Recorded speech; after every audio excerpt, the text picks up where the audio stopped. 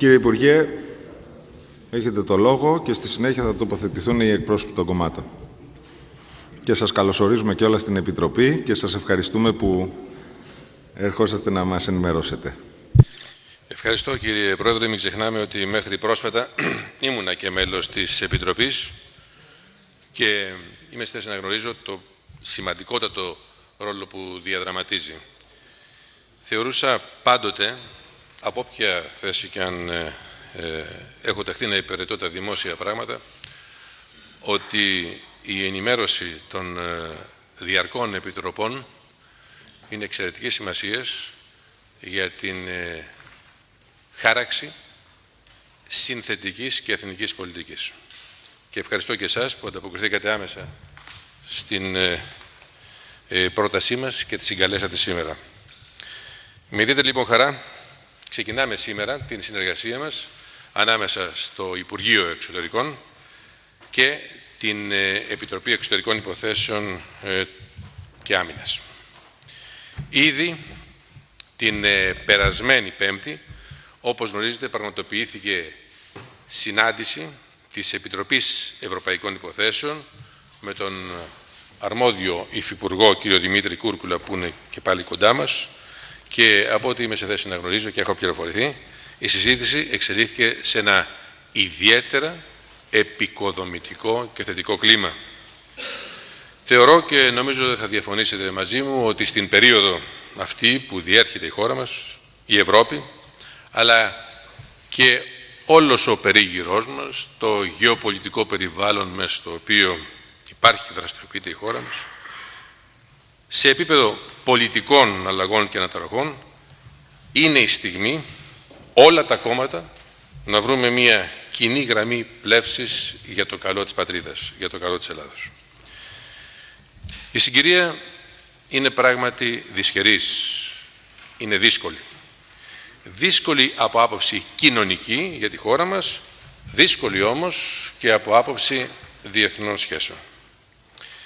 Οι αλλαγές που με ταχύτατους ρυθμούς συντελούνται στην ευρύτερη περιοχή της Μεσογείου και της Μέσης Ανατολής είναι ιδιαίτερα σοβαρές και είναι νωρίς ακόμα να εκτιμήσουμε και να προβλέψουμε με ασφάλεια τις εξελίξεις αλλά και τις πραγματικές επιπτώσεις που αυτές θα έχουν στο μέλλον. Χρειάζονται μετρημένες, στοχευμένες και καλά μελετημένες κινήσεις. Ο γεωπολιτικός χάρτης μπορεί να αλλάξει τα επόμενα χρόνια. Αυτό μας επιβάλλει να εξασφαλίσουμε ως κράτος και ως έθνος την εσωτερική μας ενότητα και συνοχή, που δυστυχώς κλονίζεται σήμερα στην καρδιά μιας γενικευμένης κρίσης, αλλά και να αποφασίσουμε συνδιαμορφώνοντας πολιτικές για την πορεία που η Ελλάδα πρέπει να ακολουθήσει, όχι μονάχα μπροστά στην κρίση και μετά από αυτήν, αλλά βλέποντας σε βάθος χρόνου και για τις επόμενες δεκαετίες. Πολύ σύντομα θα αρχίσει τις εργασίες της μια ειδική επιτροπή επιστημόνων, ακαδημαϊκών και διπλωματών, η οποία θα κληθεί μέσα σε συγκεκριμένο χρονικό διάστημα να ετοιμάσει και να καταθέσει μια πρόταση για την εξωτερική πολιτική της χώρας μας, η οποία μετά από τόσες αλλαγές που έχουν συντελεστεί στον κόσμο και στην ευρύτερη περιοχή μας, δεν μπορεί να παραμένει ίδια. Η Επιτροπή αυτή, που υπολογίζουμε στις αρχές του έτους να έχει μπει μπρος, θα βρίσκεται σε συνεχή επαφή με τα πολιτικά κόμματα, τις αρμόδιες κοινοβουλευτικές επιτροπές, αλλά και ευρύτερα με φορείς μέσα και έξω από την Ελλάδα, ώστε να φέρει σε πέρας την αποστολή της, το έργο της. Βέβαια, τον τελευταίο λόγο θα έχει ο Πρωθυπουργός και η Βουλή. Η κρίση δυστυχώς έχει αφήσει το στίγμα της σε κάθε πτυχή της δράσης της πολιτείας και η εξωτερική πολιτική βέβαια δεν θα μπορούσε να αποτελέσει εξαίρεση. Παρά όμως την δυσμενή συγκυρία, θέλω να ξεκαθαρίσω από την αρχή ότι ο σκληρός πυρήνας των ζωτικών συμφερόντων της χώρας στον τομέα της διπλωματίας δεν έχει θυγεί. Η Ελλάδα παραμένει ένας σημαντικός και αναγνωρισμένος παράγοντας σταθερότητας και ασφάλειας σε ένα εξαιρετικά ρευστό γεωπολιτικό και γεωστρατηγικό περιβάλλον. Αυτό είχαμε την ευκαιρία να τονίσουμε πάρα πολλές φορές στο παρελθόν και θυμίζω ότι με την προγενέστερη ιδιότητά μου του Υπουργού Εθνικής Αμήνης το είχα θέσει ως προτεραιότητα, έτσι ώστε να γίνει αντιληπτό ότι η κρίση δεν επηρεάζει σε τίποτα τον ρόλο που η ιστορία, αν θέλετε, έχει αναθέσει στη χώρα μας. Παρά την κρίση, η χώρα μας εξακολουθεί να διαθέτει και τα μέσα και την αποφασιστικότητα για να αντιμετωπίσει τις προκλήσεις στον περίγυρό της και να διατηρήσει αλόβητη την εθνική κυριαρχία. Αυτό όμως δεν σημαίνει ότι δεν έχει πληγεί σοβαρά το κύρος και η εικόνα της χώρας μας. Η Ελλάδα πρέπει να ανακτήσει το συντομότερο δυνατόν την αξιοπιστία της και να ανορθώσει την διεθνή της εικόνα. Αυτό αποτελεί για το Υπουργείο Εξωτερικών κορυφαία προτεραιότητα, γιατί συνιστά απαραίτητη προϋπόθεση για την έξοδο από την κρίση, την αναθέρμανση της οικονομίας, την ανάκτηση της εμπιστοσύνης και βέβαια την προσέλκυση επενδύσεων. Στο Υπουργείο Εξωτερικών έχει ολοκληρωθεί μια πρώτη μελέτη για την εθνική στρατηγική, για την ανάπτυξη και προβολή της εθνικής μας εικόνας, αλλά και της ταυτότητας της σύγχρονης Ελλάδας. Το Υπουργείο Εξωτερικών μπορεί να λειτουργήσει ως μοχλός για την ανάταξη της εικόνας της χώρας μας στον κόσμο. Χρειάζεται ωστόσο στήριξη, βοήθεια, συνεργασία. Και ένας από τους σκοπούς αυτής της σημερινής συνάντησης είναι για να στηριχθεί η εξωτερική πολιτική της Ελλάδας μπροστά στους σκοπούς που έχει θέσει.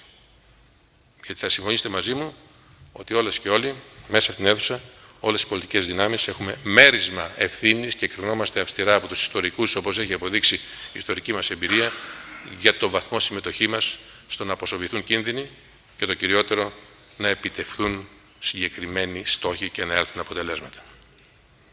Στόχος είναι να συντονίσουμε τη στρατηγική για την αναβάθμιση της χώρας μας μέσα από ένα κεντρικό μήνυμα, το οποίο θα εξειδικεύεται κατά τομείς και κατά δραστηριότητα από τους αρμόδιους φορείς, όπως παραδείγματος χάριν ο τουρισμός ή οι επενδύσεις.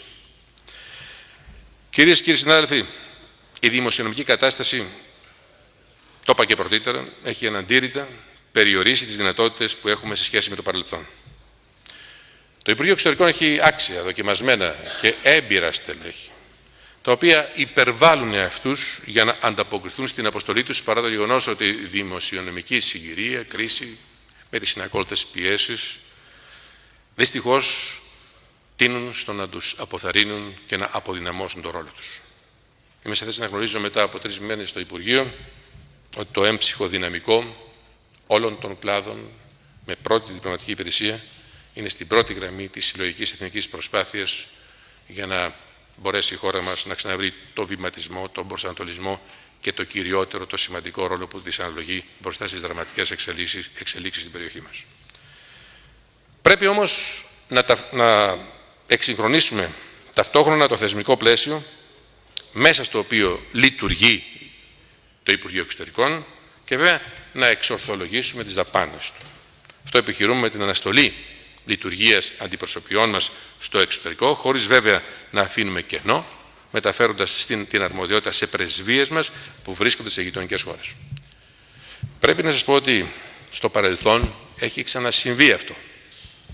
Δηλαδή, στην προσπάθεια να ανατάξει η χώρα την οικονομία, να υπερβεί κρίσεις, προχώρησε σε τέτοιες κινήσεις. Με στοχευμένο όμως τρόπο, έτσι ώστε να μην δημιουργούνται κενά παρουσίας. Μας βοηθάει το γεγονός ότι σήμερα οι εξελίξεις στον τομέα των μεταφορών, οι επαναστατικές πράγματι εξελίξεις, με τις νέες τεχνολογίες στη διάθεσή μας, μπορούμε να κάνουμε τέτοιες κινήσεις. Την ίδια στιγμή μελετούμε και παρά το γεγονός ότι θα κλείσουν κάποιες για τις οποίες θα ενημερωθείτε υπηρεσίες στο εξωτερικό, να ανοίξουμε αλλού πιο ευέλικτες, με λιγότερο αριθμό υπαλλήλων, αλλά με συγκεκριμένη αποστολή που έχει να κάνει και με αυτό που πριν από λίγο σας είπα, δηλαδή με την προώθηση επενδύσεων, αλλά και το γεφύρωμα με χώρες που δυστυχώς στο παρελθόν ήταν έξω από το οπτικό πεδίο της ελληνικής εξωτερικής πολιτικής. Για όλα αυτά, κυρίες και κύριοι συνάδελφοι, η Επιτροπή θα ενημερώνεται συχνά και κάθε άποψη ή σκέψη σας να ξέρετε ότι θα εκτιμάτε και θα αξιολογείτε πάντοτε στην προσπάθεια ό,τι κάνουμε να είναι επωφελία της εθνικής διάστασης της πολιτικής μας. Παράλληλα, και επειδή υπάρχουν αυτά, κάποια αχρησιμοποιητά κτίρια στο εξωτερικό θα πουληθούν από το δημόσιο, ώστε να εισέλθει επιπλέον συνάλλαγμα στον εθνικό προϋπολογισμό μας. Επιτρέψτε μου τώρα να στραφώ στα ζωτικά και κέρια ζητήματα που απασχολούν την ελληνική εξωτερική πολιτική. Ξεκινάμε από την Κύπρο. Το Κυπριακό παραμένει εξαιρετική, κορυφαία προτεραιότητα. Η οικονομική κρίση δεν θα επηρεάσει την εκεί στάση μας. Το πλαίσιο λύσης του Κυπριακού και το περιεχόμενό της, όπως γνωρίζετε, προσδιορίζονται από τις αποφάσεις του Συμβουλίου Ασφαλείας και από την συμμετοχή της Κύπρου στην Ευρωπαϊκή Ένωση. Πιστεύω πως η Άγκυρα διέπραξε στρατηγικό σφάλμα όταν δεν αξιοποίησε την Κυπριακή Προεδρία της Ευρωπαϊκής Ένωσης και την ανακάλυψη υδρογονανθράκων στην Κυπριακή ΑΟΣ για εξομάλυνση των σχέσεών της με την Κυπριακή Δημοκρατία και για ταχεία, αμοιβαία, επωφελή επίλυση του Κυπριακού. Δυστυχώς, το βαθύ κράτος εξακολουθεί να είναι ισχυρό και κολλημένο στο παρελθόν. Κινούμαστε, και θα το γνωρίζετε αυτό, συνεχώς σε στενό συντονισμό με την Κύπρο. Θυμίζω ότι η πρώτη επίσημη επίσκεψή μου στο εξωτερικό έγινε στη Λευκοσία, ενώ την προηγούμενη εβδομάδα είχα συνομιλίες εδώ στην Αθήνα με την ομόλογό μου, Ερατό Μαρκουλή. Την επόμενη εβδομάδα το Κυπριακό θα αποτελέσει βασικό ζήτημα στις συναντήσεις μου με τον Γενικό Γραμματέα του ΟΗΕ και με ομολόγους μου στο περιθώριο της Γενικής Συνέλευσης των Ηνωμένων Εθνών στη Νέα Υόρκη. Θα συνεχίσουμε να στηρίζουμε τα κυριαρχικά δικαιώματα της Κυπριακής Δημοκρατίας και τις προσπάθειες να συνεχιστεί η συμπεφωνημένη διαπραγματευτική διαδικασία, διότι βεβαίως άλλος δρόμος από συνομιλίες στο πλαίσιο του ΟΗΕ δεν υπάρχει. Αναφορικά με την Τουρκία, η Ελλάδα σταθερά πρεσβεύει τη σταθερότητα και την ασφάλεια στην ευρύτερη περιοχή μας και επιδιώκει σχέσεις συνεργασίας και καλής γειτονίας με όλους τους γειτονές της, συμπεριλαμβανομένης της Τουρκίας, στη βάση πάντοτε του σεβασμού των αρχών του διεθνούς δικαίου και της εθνικής κυριαρχίας. Σε αυτό το πλαίσιο, άλλωστε, έχουμε στηρίξει με συνέπεια την ευρωπαϊκή προοπτική της γειτονικής χώρας, υπό την αυστηρή βέβαια προϋπόθεση της εκπλήρωσης των όρων και των προαπαιτούμενων που έχει θέσει με ομόφωνες αποφάσεις η Ευρωπαϊκή Ένωση. Σε διμερές επίπεδο, το Ανώτατο Συμβούλιο Συνεργασίας με την Τουρκία αποτελεί χρήσιμο μηχανισμό προώθησης της συνεργασίας σε σημαντικούς τομείς της αποκαλούμενης χαμηλής πολιτικής, κέρυας όμως σημασίας. Θέλω να γνωρίζετε ότι οι συναντήσεις θα συνεχιστούν και μάλιστα σύντομα θα επισκεφθεί τη χώρα μας ο Υπουργός Εξωτερικών της Τουρκίας, ο κ. Νταβούτογλου, ώστε να καθοριστούν τα θέματα που θα συζητούν στην επόμενη συνάντηση του Συμβουλίου Συνεργασίας, το οποίο αυτή τη φορά θα γίνει στην Άγκυρα και την Κωνσταντινούπολη.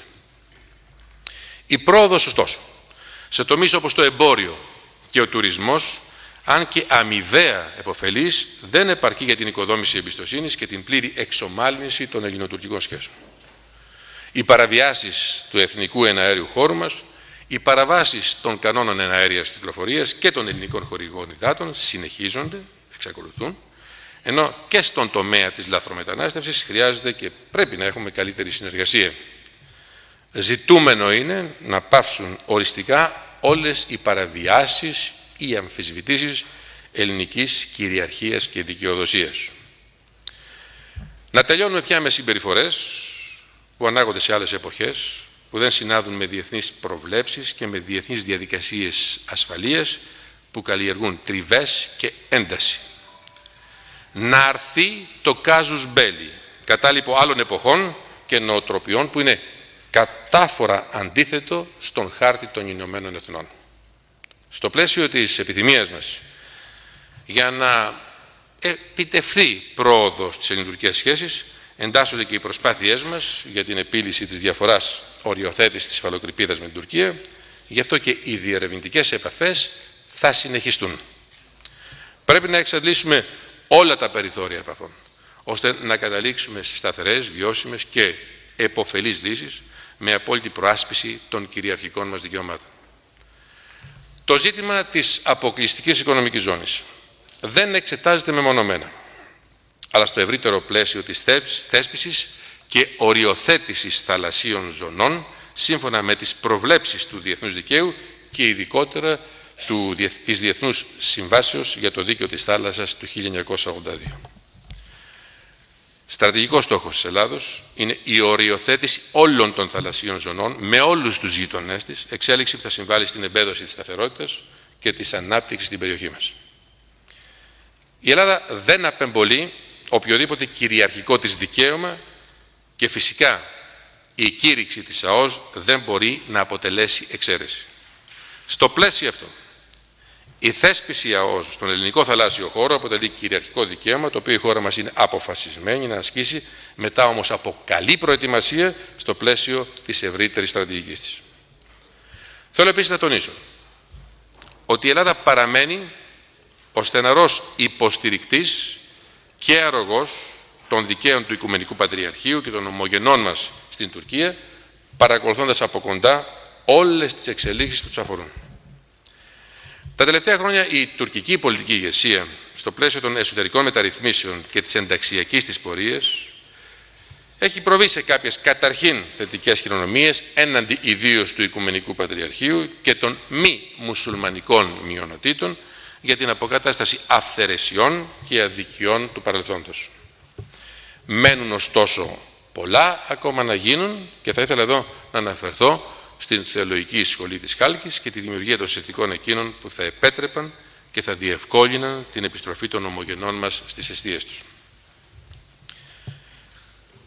Όσο για τον περίγυρό μας, την νοτιοανατολική Ευρώπη, τα Βαλκάνια, βασικοί άξονες της πολιτικής της Ελλάδος στην νοτιοανατολική Ευρώπη είναι η εμβάθυνση της περιφερειακής συνεργασίας, η ενδυνάμωση των σχέσεων καλής γειτονίας και βεβαίως η προώθηση της ενσωμάτωσης όλης της περιοχής στην Ευρωπαϊκή Ένωση. Η πολιτική αυτή αποσκοπεί στην εμπέδωση της ειρήνης, της σταθερότητας, της συμφιλίωσης και της ανάπτυξης στην νοτιοανατολική Ευρώπη. Κατά τη διάρκεια της ελληνικής προεδρίας στην Ευρωπαϊκή Ένωση, στο πρώτο εξάμηνο του 2014, θα εργαστούμε για να ενισχύσουμε τη διαδικασία διεύρυνσης και να δώσουμε νέα όθηση στην ευρωπαϊκή προοπτική των Δυτικών Βαλκανίων, θεμελιώδη στόχο της πολιτικής μας.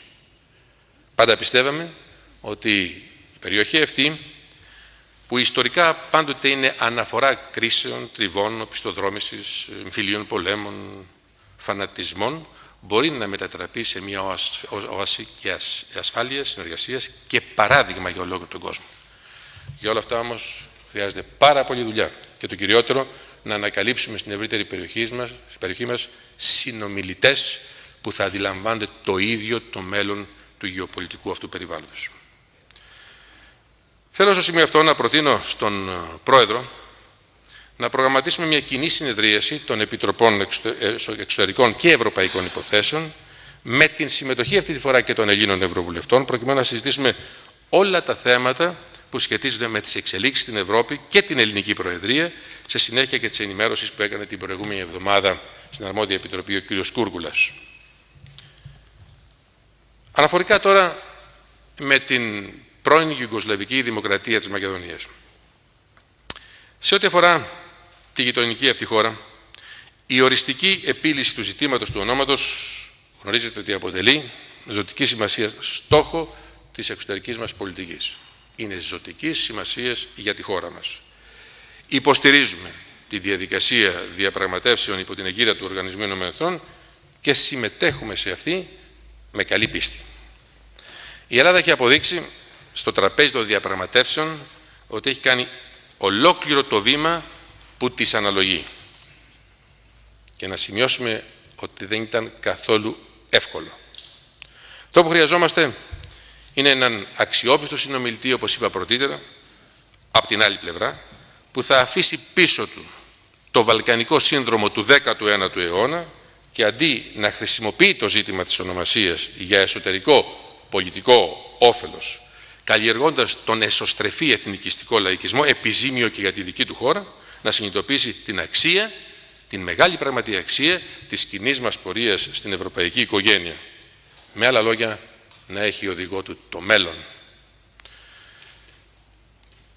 Η Οι σχέσεις μας με την Αλβανία και αυτές είναι με τις προτεραιότητες μας. Είναι μια γειτονική χώρα που δίνει τη δική της μάχη για ανάπτυξη και πρόοδο και κάθε άλλο παρά καλές υπηρεσίες προσφέρουν φαινόμενα εθνικισμού που τον τελευταίο χρόνο βρίσκονται σε έξαρση. Μας ενώνει το κοινό ευρωπαϊκό μας μέλλον και έτσι εμείς θέλουμε και οραματιζόμαστε τις σχέσεις μας με την Αλβανία. Το βάθος και η πυκνότητά τους επιβεβαιώνουν το τεράστιο δυναμικό τους. Στον οικονομικό τομέα θυμίζουμε ότι η χώρα μας παραμένει ο μεγαλύτερος και σημαντικότερος ξένος επενδυτής και παρά το γεγονός ότι διερχόμαστε δύσκολες στιγμές λόγω της οικονομικής κρίσης, δεν έχει μειωθεί στο ελάχιστο η συμμετοχή μας μέσω του ιδιωτικού τομέα στην ανάπτυξη και την πρόοδο αυτής της χώρας. Οι συζητήσεις για την ενεργειακή σύνδεση των δύο χωρών με τον αγωγό TAP προσδίδουν στις σχέσεις στρατηγική διάσταση. Στη Γενική Συνέλευση του ΟΗΕ την επόμενη εβδομάδα, ανάμεσα στις πολλές και σημαντικές επαφές που έχουν προγραμματιστεί να κάνω, θα συναντηθώ και με τον Υπουργό Εξωτερικών της Αλβανίας. Διαχρονικά έχουμε σταθεί αρρωγοί στην προσπάθεια της γείτονος, αρχικά για την ευρωατλαντική και πλέον για την ευρωπαϊκή της ενσωμάτωση. Σχέσεις αυτές όμως υπάρχουν και ζητήματα που πρέπει να αντιμετωπιστούν. Το θέμα της συμφωνίας του 2009 για την οριοθέτηση των θαλασσίων ζωνών πρέπει να διευθετηθεί με εφαρμογή όλων εκείνων που είχαν συμφωνηθεί.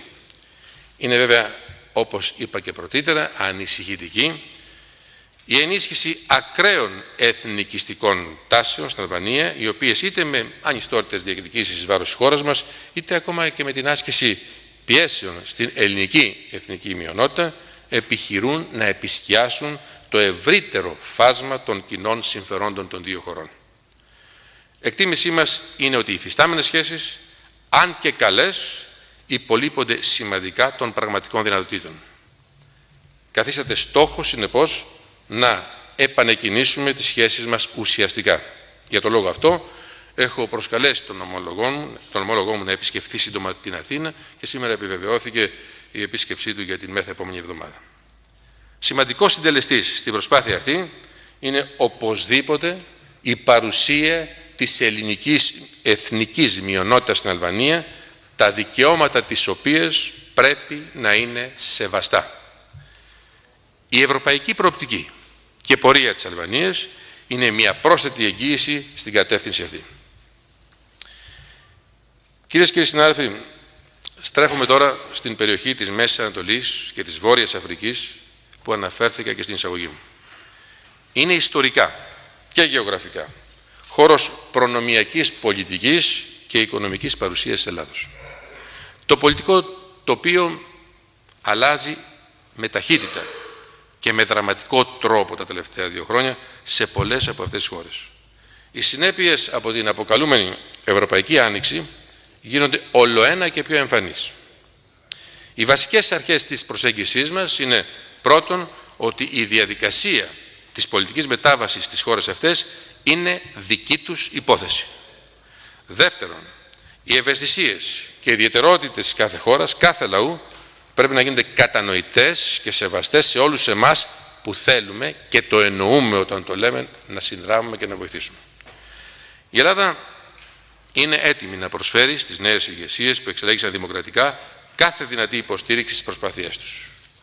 Σε αυτό το πνεύμα, όπως γνωρίζετε, επισκέφθηκα πρόσφατα την Αίγυπτο, ένα στρατηγικό εταίρο στην περιοχή, μαζί με τους συναδέλφους μου της Κύπρου, της Ιταλίας και της Μάλτας, όπου είχαμε μια πάρα πολύ ενδιαφέρουσα συνάντηση με τον πρόεδρο Μόρση. Ωστόσο, οι εξελίξεις στην περιοχή ανέδειξαν και τεράστιες προκλήσεις. Αναφέρομαι φυσικά κυρίως στη Συριακή κρίση, που επηρεάζει άμεσα και την παγκόσμια ασφάλεια. Έγκαιρα καταδικάσαμε και καταδικάζουμε την ομή πολύ νεκρή χρήση βίας του καθεστώτος κατά του Συριακού λαού και ανησυχούμε ιδιαίτερα για τις πληροφορίες περί μαζικής εισρωής ξένων μαχητών και βαρέως οπλισμού στις τάξεις αντιπολίτευσης, αφού η κατάσταση δεν απέχει πλέον πολύ από τα όρια ενός ιδιαίτερα αιματηρού εμφυλίου πολέμου. Πιστεύουμε ότι το καθεστώς έχει απολέσει πλέον την νομιμοποίησή του και ότι πρέπει να ανοίξει ο δρόμος για την υλοποίηση των δημοκρατικών προσδοκιών του Συριακού λαού. Στο σημείο αυτό, προτεραιότητά μας, και το έχουμε τονίσει ήδη αναλαμβάνοντας και πρωτοβουλίες, είναι η προστασία των χριστιανικών πληθυσμών της περιοχής, οι οποίοι δοκιμάζονται και αυτοί μαζί με το Συριακό λαό. Για τον λόγο αυτό βρισκόμαστε σε συνεχή επικοινωνία με το Πατριαρχείο Αντιοχίας. Δυστυχώς, η κλιμάκωση της έντασης στη Συρία ήδη επηρεάζει τις γειτονικές αυτές χώρες και απειλεί να αποσταθεροποιήσει ιδιαίτερα τον Λίβανο αλλά και την Ιορδανία εξαιτίας της αυξανόμενης ροής Σύρων προσφύγων. Υπολογίζεται ότι μονάχα το μήνα που πέρασε περίπου 100.000 πρόσφυγες διέφυγαν είτε προς την Τουρκία κυρίως ή προς την Ιορδανία. Είναι επίγον ως διεθνής κοινότητα και ιδιαίτερα ως Ευρωπαϊκή Ένωση να στηρίξουμε αυτές τις χώρες ώστε να μπορέσουν να διαχειριστούν τις τεράστιες ανθρωπιστικές ανάγκες που έχουν ανακύψει. Στο σημείο αυτό θα ήθελα να σημειώσω ότι μια σημαντική παράμετρος της πολιτικής μας στη Μέση Ανατολή είναι η εμβάθυνση των σχέσεών μας με το Ισραήλ. Είναι μια φυσιολογική, όσο και καθυστερημένη κατά τη γνώμη μου εξέλιξη, καθώς τα συμφέροντα των δύο χωρών είναι συμπληρωματικά και η σχέση μας προσφέρει μεγάλες δυνατότητες αμοιβαίας επωφελούς συνεργασίας. Κάποιοι θεώρησαν πως η ανάπτυξη της συνεργασίας μας με το Ισραήλ σηματοδοτεί και αλλαγή θέσης ως προς την ειρηνευτική διαδικασία. Είναι λάθος ερμηνεία. Ούτε και στρέφεται εναντίον οποιασδήποτε χώρας στην περιοχή. Ο δικός μας ρόλος είναι ξεκάθαρος. Αναπτύσσουμε συνεργασίες που τίθενται στην υπηρεσία της ειρήνης και της ασφάλειας. Ποτέ η Ελλάδα τα τελευταία 50 χρόνια δεν λειτουργήσε αποσταθεροποιητικά. Ούτε στο πεδίο των διμερών σχέσεων, ούτε στον πυρήνα των κρίσεων που ήσαν σε εξέλιξη ή είναι σε εξέλιξη. Είμαστε ένας θετικός παράγοντας και έτσι μας αναγνωρίζεται ρόλος από τη διεθνή κοινότητα. Αυτό το γνωρίζουν οι πάντες και το έχουμε ξεκαθαρίσει στις κατηδίαν συνομιλίες που κάνουμε με όλες αυτές τις χώρες. Είναι λοιπόν μια πρωτοβουλία που αποσκοπεί στην επέδοση της φιλίας, της ανάπτυξης και της καλής γειτονίας στην περιοχή. Άλλωστε, η θεωρία των αξώνων, διμερών ή πολυμερών, που στρέφονται εναντίον άλλων χωρών, είναι ξεπερασμένη και αντιπαραγωγική για αυτούς τους ίδιους που την υιοθετούν. Η ρευστότητα στην περιοχή ενισχύει την πεποίθησή μας ότι επήγει περισσότερο από ποτέ η επίλυση του Παλαιστινιακού στην βάση των δύο κρατών με αμοιβαία αναγνώριση. Φρονούμε ότι μόνο μέσω ουσιαστικών διαπραγματεύσεων μεταξύ των εμπλεκομένων πλευρών μπορεί να επιτευχθεί ειρήνη και σταθερότητα στην περιοχή. Αναφορικά με το Ιράν, υπάρχει το ζήτημα του πυρηνικού προγράμματος του Ιράν. Θέμα παγκοσμίου πλέον ενδιαφέροντος, με γεωστρατηγικό βάθος και σημασία. Θεωρούμε ότι θα πρέπει να αξιοποιηθούν και να εξαντληθούν όλα τα περιθώρια εξέβρεσης διπλωματικής λύσης μέσω συνεργασίας με το Ιράν με σκοπό την αποκατάσταση της εμπιστοσύνης. Το μεγάλο ζήτημα της ενέργειας. Και θα ήθελα να περάσουμε τώρα εκεί. Επιτρέψτε μου να σημειώσω ότι η ανακάλυψη μεγάλων κοιτασμάτων φυσικού αερίου στην Ανατολική Μεσόγειο αλλάζει τον ενεργειακό χάρτη της περιοχής αλλά και της Ευρώπης, προσφέροντας δυνατότητα διαφοροποίησης των ενεργειακών πηγών αλλά και των οδών διέλευσης. Η εξαγωγή του φυσικού αερίου Ισραήλ και Κύπρου προς την Ευρώπη μέσω Ελλάδας θα ενισχύσει την συνεργασία των τριών χωρών, δημιουργώντας νέες αναπτυξιακές προοπτικές και επιταχύνοντας κατά συνέπεια την έξοδο της χώρας μας από την κρίση. Κυρίες και κύριοι συνάδελφοι, η κρίση επιβάλλει να μην αφήσουμε καμία ευκαιρία αναξιοποιητή, αλλά και να δημιουργήσουμε νέες ευκαιρίες και πεδία συνεργασίες με σημαντικούς παραδοσιακούς και νέους εταίρους μας. Δεν πρέπει να αφήσουμε σε τίποτα την κρίση να μας περιορίσει στον βαλκανικό μας περίγυρο. Διότι τελικά τα όσα σας είπα στην αρχή επιβεβαιώνονται στην πράξη. Γι' αυτό η βασική μας προτεραιότητα είναι η ανόρθωση της διεθνούς εικόνας της χώρας. Και θα χρειαστούμε τη συνδρομή, τις ιδέες και τη βοήθειά σας γι' αυτό. Όσον αφορά τώρα τις σχέσεις μας με τις ΗΠΑ, η περαιτέρω εμβάθυνση των ελληνοαμερικανικών σχέσεων, οι οποίες διανύουν μία από τις καλύτερες, θα έλεγα, περιόδους τους, αποτελεί στρατηγική προτεραιότητα της εξωτερικής μας πολιτικής. Είναι σημαντικό ότι στην παρούσα οικονομική κρίση μοιραζόμαστε ένα κοινό αναπτυξιακό όραμα για τη διεθνή οικονομία. Και βέβαια εδώ δένει το θέμα με την ομογένεια, με τον οικουμενικό ελληνισμό. Η καλή εικόνα της Ελλάδας πρέπει να αποκατασταθεί και στη Βόρεια Αμερική, καθώς και στον εκεί ελληνισμό, την κρατεά γέφυρα που μας ενώνει. Μοιραζόμαστε σήμερα τα συναισθήματα πικρίας και αποθάρρυνσης των Ελλήνων της Διασποράς για την διεθνή εικόνα της χώρας. Ίσως για αυτούς που ζουν έξω από τα σύνορα της Ελλάδος, οι εντυπώσεις και αυτό που νιώθουν είναι ακόμα πιο δραματικό. Θα αξιοποιήσουμε προς σκοπό αυτό την ερχόμενη Γενική Συνέλευση των Ηνωμένων Εθνών για μία σειρά επαφών και στη Νέα Υόρκη και σε άλλες μεγάλες πόλεις της Αμερικής. Ήδη ο Υφυπουργός Αποδήμου Ελληνισμού, κ. Τσιάρας, βρίσκεται στο Σαν Φραντζίσκο και το Λος Άντζελες και θα ακολουθήσει ένα νέο πρόγραμμα προς την κατεύθυνση αυτή. Θα ήθελα εδώ να κάνω μια παρένθεση σχετικά με τη σχέση της ελληνικής διασποράς με το Μητροπολιτικό Κέντρο.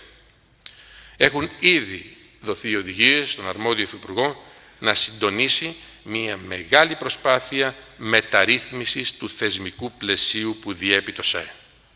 Και εδώ θα χρειαστεί η συνδρομή, η εμπειρία και η γνώση σας. Χρειαζόμαστε ένα ισχυρό όργανο παρουσίας στον κόσμο. Και ο ομογενειακός ελληνισμός προσφέρεται γι' αυτό. Μονάχα από το ΣΑΕ πρέπει να εξελιχθεί το συντομότερο δυνατόν σε ένα όργανο παρέμβασης στα κέντρα λήψεως των αποφάσεων, ότι αυτά αφορούν στην οικονομία, στην πολιτική ή οπουδήποτε αλλού. Έχουμε ακόμα αναξιοποίητο το ανθρώπινο δυναμικό μας στον κόσμο ολόκληρο. Και κάτι άλλο. Θα συμφωνήσετε μαζί μου ότι σε αυτή τη μεταρρύθμιση πρέπει να προβλέψουμε ώστε να αποκομματικοποιήσουμε αυτό το όργανο. Δεν έχει την πολυτέλεια ο ελληνισμός της Διασποράς να διαιρείται ή να κομματιάζεται από κομματικές πολιτικές.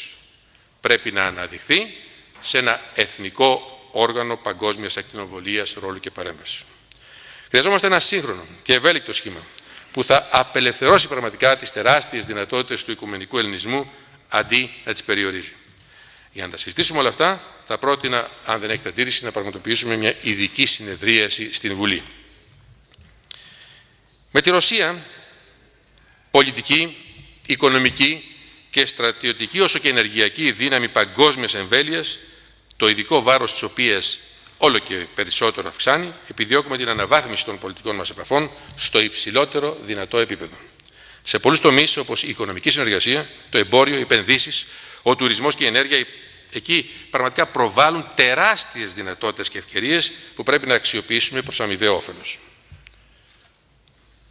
Το ίδιο όμως ισχύει και για την Κίνα. Σε μια εποχή που ο κόσμος, χάρη στην επανάσταση που έχει συντελεστεί τις τελευταίες δεκαετίες, μεταφορές, επικοινωνίες, με την παγκοσμιοποιημένη οικονομία, πραγματικά μπορούμε να κινηθούμε ακόμα πιο δυναμικά.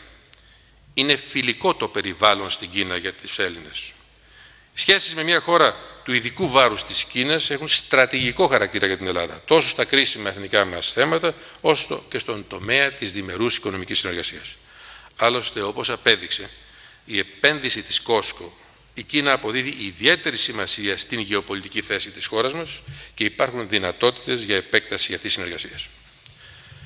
Κυρίες και κύριοι συνάδελφοι, στον τομέα της οικονομίας και της συνολικής αναπτυξιακής προσπάθειας που κάνει σήμερα η χώρα μας, το Υπουργείο Εξωτερικών, το είπα και στην αρχή, μπορεί να συνεισφέρει ως κρίσιμος πολλαπλασιαστής. Τομείς όπως η ενίσχυση του τουρισμού, η εξωστρέφεια και η προώθηση των επενδύσεων και των εξαγωγών βρίσκονται στην κορυφή της αποστολής και των προτεραιοτήτων μας. Το Υπουργείο Εξωτερικών βρίσκεται σε στενό συντονισμό με όλα τα συνεμπλεκόμενα υπουργεία που έχουν να κάνουν με την εξωτερική έκφραση της χώρας. με το Υπουργείο Τουρισμού, με το Υπουργείο Ανάπτυξης, καθώς και με τους αρμόδιους φορείς στην Ελλάδα, ώστε ο τομέας αυτός και ειδικότερα του τουρισμού να διατηρήσει τον δυναμισμό του. Ταυτόχρονα έχουν ληφθεί μέτρα ώστε να διευκολύνεται και να επιταχύνεται η διαδικασία χορήγησης θεώρησης από τα προξενία μας. Τα αποτελέσματα που έχουμε επιτύχει ήδη είναι εντυπωσιακά και τα νούμερα απαντούν από μόνα τους για αυτή τη χρονιά. Εξίσου σημαντική είναι η οικονομική διπλωματία, η οποία ασκείται από το εκτενές δίκτυο γραφείων οικονομικών και εμπορικών υποθέσεων που δραστηριοποιούνται σε όλο τον κόσμο. Κάθε ένα από αυτά αποτελεί παράθυρο ευκαιρίες για την ελληνική εξωστρέφεια. Κυρίες και κύριοι συνάδελφοι, είναι πολλές ακόμα οι πρωτοβουλίες για τις οποίες εργαζόμαστε εντατικά στο Υπουργείο Εξωτερικών, ώστε να δώσουμε ξανά στη χώρα μας τη θέση που της αξίζει στο διεθνές σύστημα. Και ελπίζω ότι θα έχουμε την ευκαιρία πυκνά, συχνά, να τα συζητούμε, ώστε να μην είναι μονάχα μια ευκαιριακή συνάντηση, μια τέτοια συνεδρίαση, αλλά να σας δίνει τη δυνατότητα μιας ουσιαστικής συμμετοχής, για την οποία, όπως σας είπα πρωτήτερα, εμείς είμαστε ανοιχτοί σε κάθε ιδέα και πρόταση. Θέλω να κλείσω όμως υπογραμμίζοντας ότι στις σημερινές συνθήκες εθνικής κρίσης η εξωτερική μας πολιτική μπορεί και πρέπει να το συνειδητοποιήσουμε αυτό, να ανοίξει δρόμους οικονομικής ανάπτυξης, να συμβάλλει στην δημιουργία περιβάλλοντος ασφάλειας και συνεργασίας στην περιοχή και το πιο σημαντικό, να δώσει ελπίδα. Όπως είχα πει στις προγραμματικές δηλώσεις της κυβέρνησης, δεν πρέπει να ξεχνάμε ότι η ισχύ της πατρίδας μας ήταν και είναι πάντα μεγαλύτερη από το γεωγραφικό της μέγεθος ή την οικονομική της ευρωστία. Η Ελλάδα είναι πάντα πιο ανεξάρτητη και πιο ισχυρή όταν είναι επίκαιρη και σύγχρονη.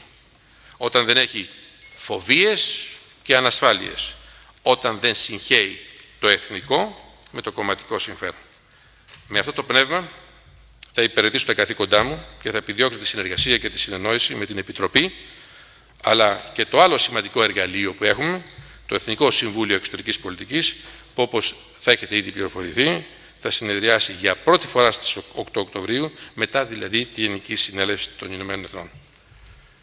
Με αυτά κλείνω την εισήγησή μου. Σας ευχαριστώ για την προσοχή που επιδείξατε, κυρίως για το ενδιαφέρον, το πραγματικό και ειλικρινές που δείχνει η Επιτροπή για μια εξωτερική πολιτική πάνω απ' όλα εθνική και αποτελεσματική, που θα συμβάλλει ουσιαστικά σε αυτή τη δύσκολη συγκυρία για τον τόπο μας, στο να αναταχθεί η διεθνής εικόνα της χώρας και να της ανατεθεί και πάλι ένας σημαντικός ρόλος στο γεωπολιτικό της περιβάλλον και γιατί όχι στον κόσμο ολόκληρο. Σας ευχαριστώ πολύ. Ευχαριστώ κύριε Πρόεδρε και ξεκινώ και εγώ με τη σειρά μου, ανταποδίδοντας τις ευχαριστίες προς τους συναδέλφους όλων των παρατάξεων για την συμμετοχή τους σε αυτήν την συζήτηση, για την οποία δεν χρειάζεται να διαφωνήσουμε με το Κομμουνιστικό Κόμμα Ελλάδος. Το ότι συνέπεσε η επιθυμία και η πρόταση για τη σύγκληση της Επιτροπής με τη δική μας πρωτοβουλία για μια γενικότερη ενημέρωση, μόνο θετικό είναι. Και έτσι νομίζω το είδαν και όλοι οι συνάδελφοι. Τα θέματα που θίξετε είναι πολλά. Πιστεύω ότι στην εισαγωγή, βάζοντας το πλαίσιο, στα περισσότερα από αυτά δόθηκαν απαντήσεις. Παρ' όλα αυτά θα επανέλθουμε με βάση τις παρατηρήσεις και τις επισημάνσεις που έγιναν. Κυρίες και συνάδελφοι, η εξωτερική πολιτική αυτόν τον καιρό ασκείται κάτω από ιδιαίτερα δύσκολες συνθήκες. Όλοι το βλέπουν και όλοι το αναγνωρίζουν. Κανείς σε αυτήν την αίθουσα δεν υπολείπεται σε πατριωτική ευαισθησία, σε αγάπη για τον τόπο. Κανείς δεν θα ήθελε η Ελλάδα αυτή τη στιγμή, εξαιτίας της γενικευμένης οικονομικής κρίσης, να απομονωθεί, γιατί αυτό άμεσα θα έχει επίπτωση και στα μεγάλα ζητήματα που την απασχολούν, αλλά και σε ό,τι αφορά τον ρόλο που μπορεί να διαδραματίζει πάντοτε στο όνομα των βασικών συντεταγμένων της εξωτερικής της πολιτικής, που είναι πρώτα απ' όλα η προάσπιση της εθνικής κυριαρχίας και των εθνικών δικαίων της πατρίδας μας και βεβαίως οι διεθνώς παραδεδεγμένες αρχές, όπως αυτές απορρέουν από τον καταστατικό χάρτη του Οργανισμού Ηνωμένων Εθνών, αλλά και τρίτον από τις δεσμεύσεις της, αφού είναι στρατηγική της επιλογή να είναι μέλος της Ευρωπαϊκής Οικογένειας και της Ατλαντικής Συμμαχίας. Μέσα σε αυτές τις συντεταγμένες ασκείται η εξωτερική πολιτική της χώρας με υπευθυνότητα και σοβαρότητα και παρά το γεγονός ότι, όπως είπαμε, και το Υπουργείο Εξωτερικών υφίσταται τις επιπτώσεις από την οικονομική κρίση. Ξεκινώ από αυτό, διότι τέθηκε το ερώτημα. Θα με επιτρέψετε να μην κάνω αναφορά στα ονόματα των συναδέλφων, γιατί ήταν τόσο πολλοί αυτοί που υπέβαλαν ερωτήσεις και έκαναν παρατηρήσεις που ίσως αδικήσω κάποιον. Πάντως, τέθηκε ένα ερώτημα πώς και με ποια μέσα μπορούμε να ασκήσουμε εξωτερική πολιτική σήμερα και μάλιστα πώς εξελίχθηκε ο προϋπολογισμός του Υπουργείου Εξωτερικών τα τελευταία χρόνια. Το 2008, λοιπόν, στο Υπουργείο Εξωτερικών, το οποίο σημειώστε είναι το πιο φτωχό Υπουργείο, αν δείτε δηλαδή σε ένα σχήμα πίτας τι αναλογεί στο κάθε Υπουργείο, στο Υπουργείο Εξωτερικών αναλογεί μια ευθεία γραμμή. Με πολύ σημαντικό όμως ρόλο που έχει ή μπορεί να έχει θετικές επιπτώσεις στην συνολική λειτουργία της πολιτικής στην Ελλάδα, εσωτερικής και εξωτερικής. Ξεκινάμε λοιπόν το 2008 με 485 εκατομμύρια ευρώ, για να πάμε το 2010 σε 425 εκατομμύρια ευρώ και το 2012 σε 290 εκατομμύρια ευρώ. Τι αναλογεί στο γενικό προϋπολογισμό της χώρας? 0,18%. Όχι 18%. 0,18%. Παρόλα αυτά, η λειτουργία της εξωτερικής πολιτικής με την πολιτική τους ηγεσία, αλλά και οι ίδιοι έχουν αφοσιωθεί στο καθήκον τους. Θέλουν όμως ενθάρρυνση, θέλουν στήριξη, θέλουν κατευθύνσεις. Ελέγχθη πρωτήτερα ότι εκποιούνται περιουσιακά στοιχεία του Υπουργείου Εξωτερικών.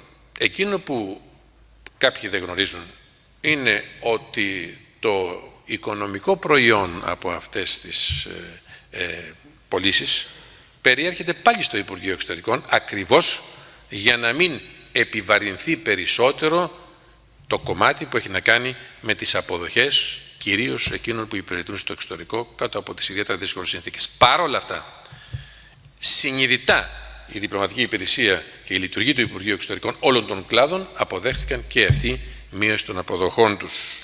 Φροντίζουμε λοιπόν να ισορροπήσουμε τα πράγματα ώστε να μπορούν να κάνουν καλά τη δουλειά τους κάτω από όρους στοιχειώδους αξιοπρέπειας. Έγινε ιδιαίτερη αναφορά στο θέμα της ΑΟΣ και είπα στην αρχή, κάποιοι δεν ήσαν στο ξεκίνημα της κουβέντας μας, ότι όλα αυτά τα χρόνια η Ελλάδα με συνέπεια και με συγκεκριμένο στρατηγικό στόχο κινείται στην κατεύθυνση του να οριοθετήσει όλες τις θαλάσσιες ζώνες με όλους τους γείτονές της, για τα προφανή βέβαια οικονομικά ωφέλη, αλλά πολύ περισσότερο γιατί οι σχετικές συμφωνίες συμβάλλουν αποφασιστικά στην εμπέδωση της ειρήνης, της ασφάλειας και της σταθερότητας διεθνώς, πολλό δε μάλλον στην περιοχή μας. Γνωρίζετε πώς έχουν τα πράγματα και με την Αλβανία, τα είπαμε στην αρχή, επίκειται μάλιστα συνάντησή μου, όπως είπαμε, τον Υπουργό Εξωτερικών της Αλβανίας και στη Νέα Υόρκη και μία εβδομάδα μετά εδώ στην Αθήνα. Εμείς θέλουμε καλές σχέσεις με τους γειτονές μας.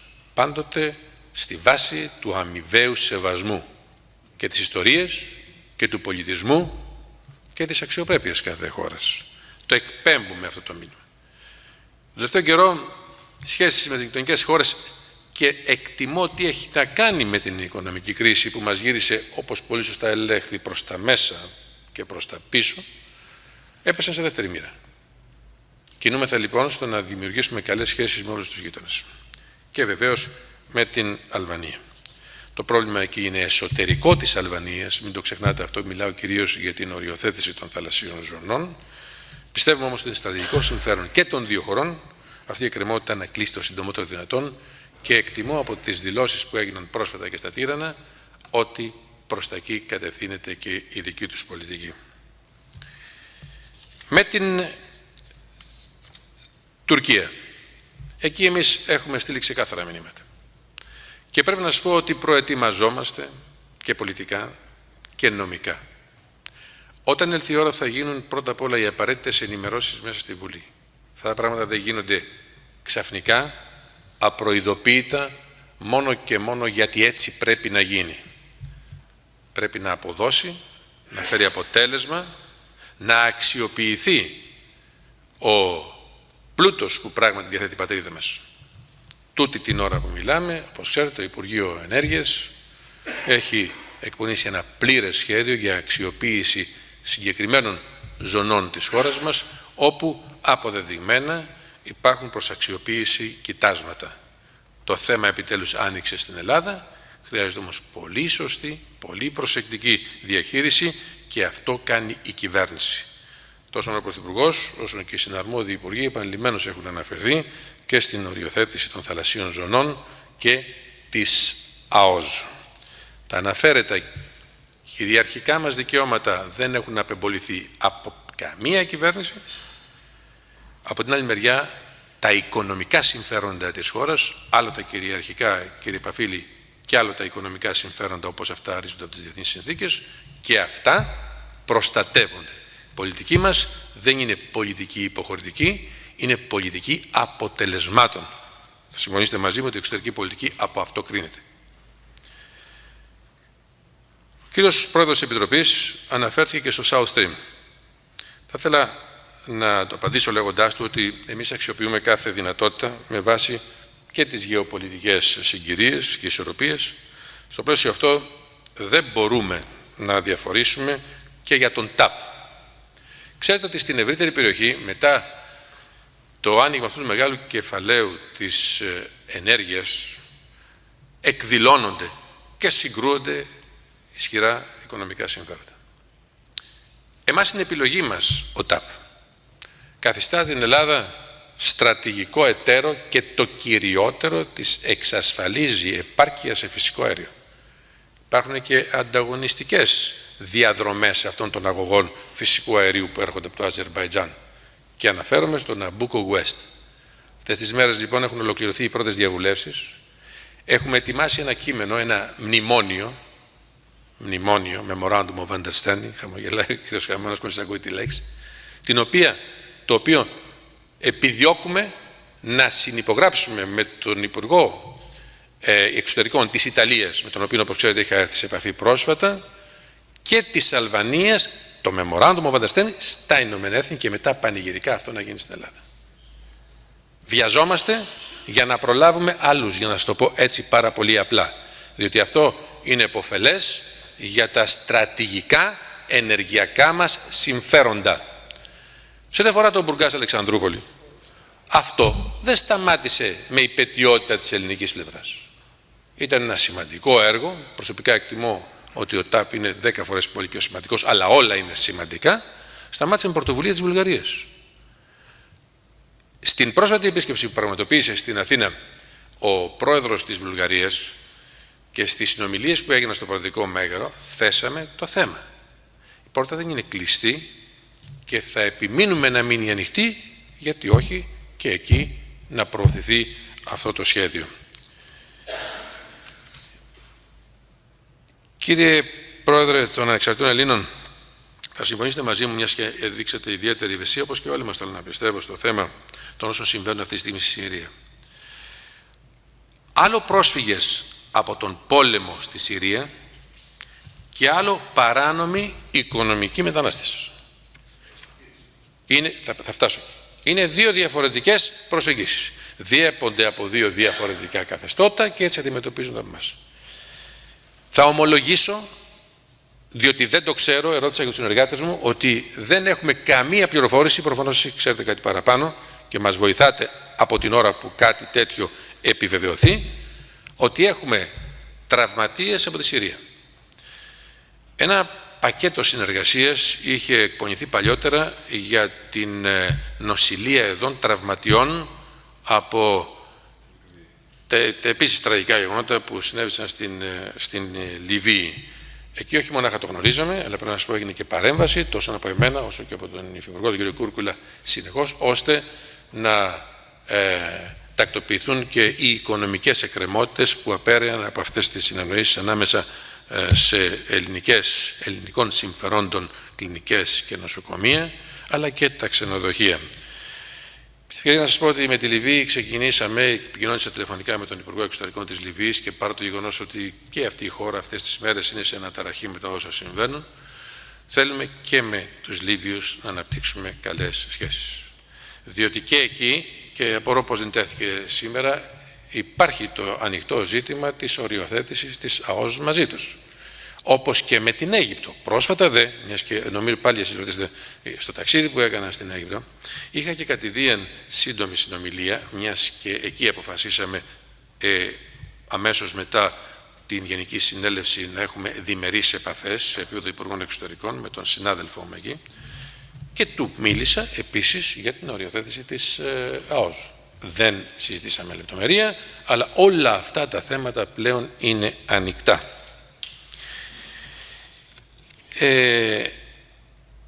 Αναφέρθηκε νομίζω η κυρία Γκερέκου στα ζητήματα που αφορούν στη διμερή συμφωνία επανεισδοχής από την Τουρκία και όχι μόνο η κυρία Γκερέκου και άλλοι συνάδελφοι το έθεσαν. Οριακή βελτίωση πρόσφατα. Γίνεται προσπάθεια για περαιτέρω συνεργασία και συνεννόηση αυτού του θέματος με τουρκικές αρχές γενικώς. Τι παρατηρήθηκε όμως, γιατί πολύ ορθά αναφερθήκατε στο τι είχε γίνει παλιότερα με τα νησιά. Παραλείψατε όμως να προσθέσετε ότι ενώ ελέγχθηκε η κατάσταση στα νησιά, διωγγώθηκε το κύμα στον Εύρο.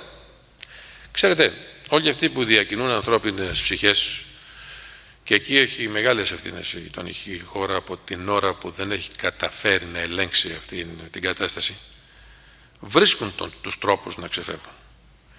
Εμείς το θέμα της λαθρομετανάστευσης θα το ξαναθέσουμε στην Ευρωπαϊκή Ένωση. Πρέπει να γίνει αντιληπτό ότι τα σύνορα εδώ, όπως σε συνδυασμό και με το Δουβλίνο, τα έχουμε συζητήσει πολλές φορές αυτά τα πράγματα, είναι σύνορα της Ευρώπης.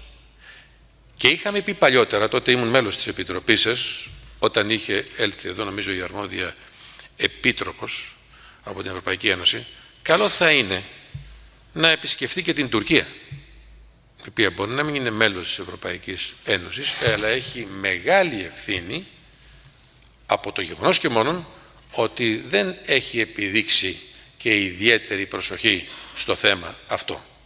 Και βεβαίως να τεθεί ως ένας εκ των βασικών όρων που αφορούν στις σχέσεις Τουρκίας και Ευρώπης.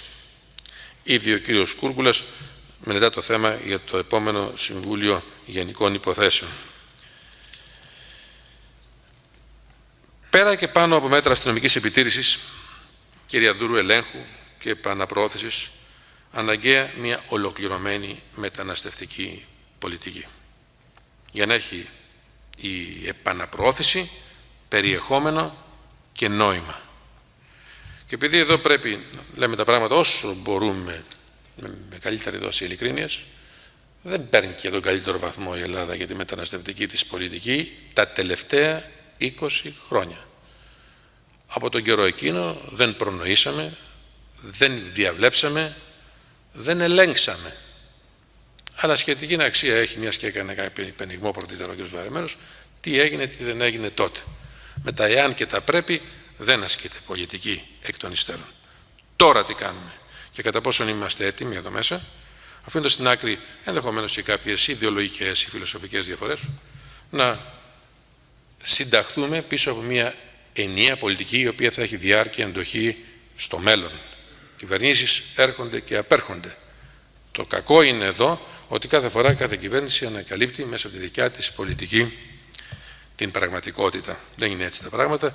Υπάρχουν προβλήματα που αντέχουν περισσότερα από ότι οι κυβερνήσεις στον χρόνο. Εμείς τουλάχιστον έτσι πρόκειται να δουλέψουμε στο Υπουργείο Εξωτερικών, γι' αυτό στην αρχή είπα ότι πρόκειται να αναθέσουμε, και μην ανησυχεί αυτό, σε μια ειδική ομάδα η οποία και γνώση έχει και επιστημονική κατάρτιση έχει και ιστορική άποψη έχει, ώστε να μας καταθέσει μια ολοκληρωμένη πρόταση η οποία θα έρθει εδώ στην Βουλή για να επικυρωθεί στη συνέχεια και να αποκτήσει πλέον και η χώρα μας ολοκληρωμένη, στοχευμένη στρατηγική που να αντέχει, όπως είπαμε, στον χρόνο.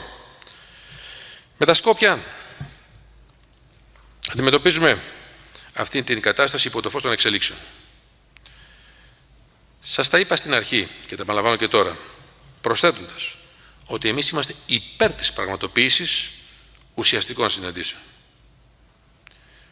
Πολλά χρόνια οι ηγεσίες στην Ελλάδα είχαν συναντήσεις με τις ηγεσίες των Σκοπίων. Οι επαφές όμως αυτές δεν συνετέλεσαν στην επίλυση κυρίως του ονοματολογικού προβλήματος. Δεν θα συμφωνήσω με την παρατήρηση που έγινε ότι δεν δίνουμε ιδιαίτερη σημασία στο θέμα του ονόματος. Είναι σημαντικότατο. Γύρω από αυτό περιστρέφονται όλα τα άλλα. Από την ώρα που υπάρξει εξέλιξη εκεί, και θα απαντήσω και στην παρατήρηση που έκανε πρωτήτερα ο κύριος Παπάς, τότε ένα μετά το άλλο τα προβλήματα θα λυθούν. Με τους γείτονές μας εμείς δεν έχουμε κακές σχέσεις. Αντίθετα, θα στέλναμε σήμερα για μία ακόμα φορά ένα μήνυμα λέγοντάς τους ότι εμείς θέλουμε και την σταθερότητα και την ασφάλεια και την συνοχή τους. Θέλουμε την πρόοδό τους. Φρόντισαν Έλληνες επιχειρηματίες να το κάνουν πριν ακόμα τους ανακαλύψουμε εμείς. Και σήμερα, ακόμα όπως και στη γειτονική Αλβανία, η συντριπτική πλειοψηφία των ξένων επενδύσεων είναι σε ελληνικά χέρια. Έχετε επισκεφθεί την περιοχή, δεν χρειάζεται καν στρατός εκεί. Αντιλαμβάνεστε τι θέλω να πω. Δεν υπάρχει δηλαδή στην ατμόσφαιρα η αίσθηση της απειλής. Κάθε καλοκαίρι ανοίγουν διάπλατα οι πόρτες.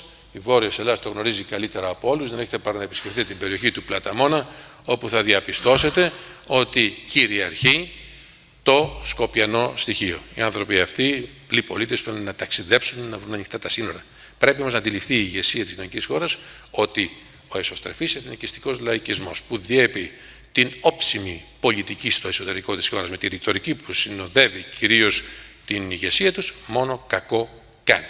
Εμείς παραμένουμε συνεπείς στη διαδικασία που είναι σε εξέλιξη στα Ηνωμένα Έθνη. Έχουμε πάντα ανοιχτές τις πόρτες, θέλουμε όμως να δούμε στην πράξη δείγματα της δικιάς τους προθυμίας και θέλησης. Και όχι απλά να κοροϊδεύουμε τους διεθνείς οργανισμούς. Το τελευταίο καιρό, ευτυχώς, έχει γίνει κατανοητό και στην Ευρώπη, αλλά και σε άλλες χώρες που παρακολουθούν αυτή την υπόθεση, όσο και αν δεν κατανοούν απόλυτα τις δικές μας ευαισθησίες, πώς έχουν τα πράγματα.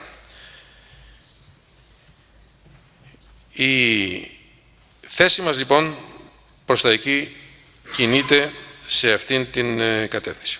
Να προσθέσω ότι στον Οργανισμό Ενωμένων Εθνών και στα πλαίσια των εκεί εργασιών της Γενικής Συνέλευσης θα συναντηθώ και με τον Σκοπιανό Υπουργό Εξωτερικών, στον ΟΗΕ. Πρέπει να γνωρίζει από τώρα ποιο είναι το πλαίσιο μέσα στο οποίο θα κινηθεί η συζήτησή μας. Η Ελλάδα έχει κάνει πράγματι. Λείπει ο κ. Παπάς. Να τον μαλώσετε που φεύγει, γιατί εδώ μέσα δίνει δείγματα πειθαρχίας καμιά φορά. Γιατί έχει σημασία αυτό που θα πω. Εξελίχθηκαν τα πράγματα και σας παρακαλώ να το μεταβιβάσετε. Τα τελευταία 20 χρόνια αλλιώς ξεκινήσαμε και αλλιώς εξελίχθηκε αυτή η υπόθεση. Εμάς μας σκληροδοτήθηκε μία όριμη θέση και στάση. Είχα το θάρρος και την ειλικρίνεια στη Βουλή την τελευταία φορά να πω την αλήθεια. Γιατί εδώ κρυβόμαστε πίσω από το δάχτυλό μας. Ανεβαίνουμε στο βήμα, θέλουμε να κερδίσουμε εντυπώσεις και από την άλλη μεριά κάνουμε άλλα πράγματα.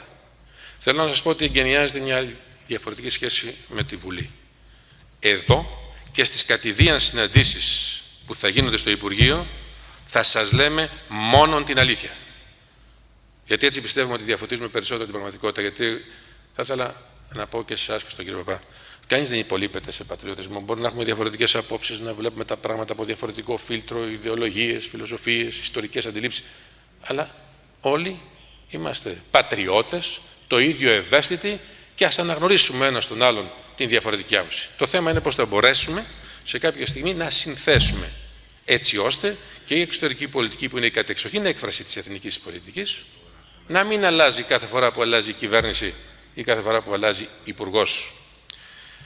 Με αυτήν λοιπόν την παραδοχή θα ήθελα να πω ότι ναι, έχουμε στο πέρασμα του χρόνου αποδεχθεί μία ονομασία με καθαρά γεωγραφικό προσδιορισμό που δεν θα αφήνει περιθώρια για αλυτρωτικές πολιτικές. Εξελίχθηκαν τα πράγματα στην ευρύτερη Βαλκανική κατά τέτοιον τρόπο που οι γεωγραφικές περιοχές έχουν και μια ονομασία. Δεν πρέπει σε καμία περίπτωση όμως αυτές να εκθέτουν σε κίνδυνο είτε την ιστορική ταυτότητα ή τις γενικώς μέσα από την επιστήμη και την ιστορία παραδεκτές αρχές και διαπιστώσεις. Όλα αυτά που γίνονται στην γειτονική χώρα κάθε άλλο παρά ευνοούν την προσέγγιση. Διαβάζεις εφημερίδες, μαθαίνετε τι γίνεται και αλυτρωτισμό βγάζουν κάποιοι κύκλοι και εσωστρεφή εθνικιστικό λαϊκισμό μέσω της ρητορικής τους πολλές από τις ηγεσίες. Θέλω να πιστεύω ότι στη συντριπτική τους πλειοψηφία οι πολίτες των Σκοπίων δεν συμφωνούν με αυτά. Διότι σε βάθος χρόνου, και αυτό είναι ένα χαρακτηριστικό που λείπει από την εξωτερική πολιτική κάποιων χωρών στην περιοχή μας, που δεν βλέπουν δυστυχώς πέραν από την στιγμή, μόνο κακό θα έχουν για τους ίδιους.